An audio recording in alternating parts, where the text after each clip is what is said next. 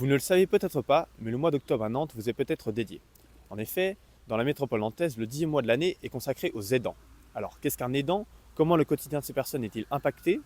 Nous sommes partis à votre rencontre à Nantes, au Jardin des Plantes, pour vous le demander. Je m'appelle Kyrian Durand, j'ai 23 ans et pour l'instant j'ai terminé je suis diplômé et je cherche un travail. Alors, je m'appelle Cécile Bouchot, allez, on va dire que j'ai plus de 50 ans, je suis enseignante en droit dans le supérieur. Je m'appelle Audrey, je suis monitrice éducatrice dans un service d'accompagnement à la vie sociale à Rezé. Alors, est-ce que tu sais ce que c'est qu'un proche aidant? Pas du tout. C'est quelqu'un qui s'occupe effectivement, a priori, d'une personne qui est en difficulté, notamment d'un point de vue médical. C'est un proche qui aide une personne vulnérable au quotidien, dans les démarches administratives ou dans les actes de la vie quotidienne. C'est exactement ça, Audrey. La définition du proche aidant, elle nous est donnée par le Guide ministériel du proche aidant, un document en ligne mis à disposition par le gouvernement pour accompagner ces personnes. Juridiquement, le proche aidant est défini comme étant une personne qui vient en aide de manière régulière et fréquente, à titre non professionnel, pour accomplir tout ou partie des actes ou des activités de la vie quotidienne d'une personne en perte d'autonomie du fait de l'âge, de la maladie ou d'un handicap.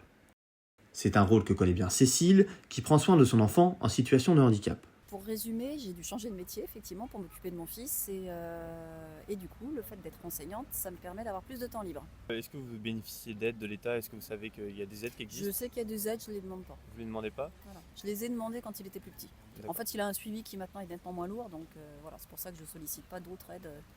Est-ce que vous pensez que c'est un rôle qui est assez reconnu dans la société civile? Non. Non. Non, pas suffisamment. Pourquoi? Qu'est-ce qui manque selon vous? Eh bien, il manque des moyens financiers, des moyens humains. Si Cécile est désormais capable d'assumer seule la charge de son fils, ce n'est pas le cas de tout le monde. Audrey, la professionnelle de la santé, en appelle à l'État pour soutenir les familles qui ne sont pas en capacité de prendre soin de leurs proches, tandis que Kyrian, lui, n'est pas de cet avis. L'État doit aider financièrement et en donnant des moyens humains aux personnes qui en ont besoin. Moi je dirais que ce serait plutôt quand même à la famille de devoir gérer cette partie, que l'État ne devrait pas s'en mêler. Pour la famille normalement pour moi ça devrait être une obligation, même ça devrait être naturel. Moi, je comprends que pour certaines personnes ça peut pas être naturel en fonction du passé familial qu'ils ont eu. La famille se démultiplie et c'est pas forcément toujours elle qui est propre et à même de faire ça pour son proche, parce que du coup elle s'épuise.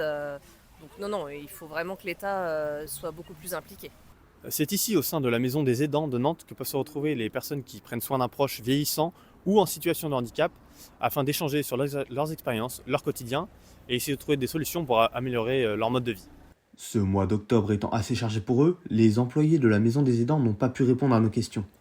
Ils nous ont cependant laissé pénétrer dans ce lieu où travailleurs sociaux et psychologues accueillent chaque jour aidés et aidants pour les soutenir. Depuis le début du mois, divers événements sont proposés par la métropole nantaise dans le cadre de ce mois des aidants. Pas de panique si vous les avez manqués, 2 forums et une conférence sont encore accessibles cette semaine à Saint-Sébastien, Orvaux et à Nantes.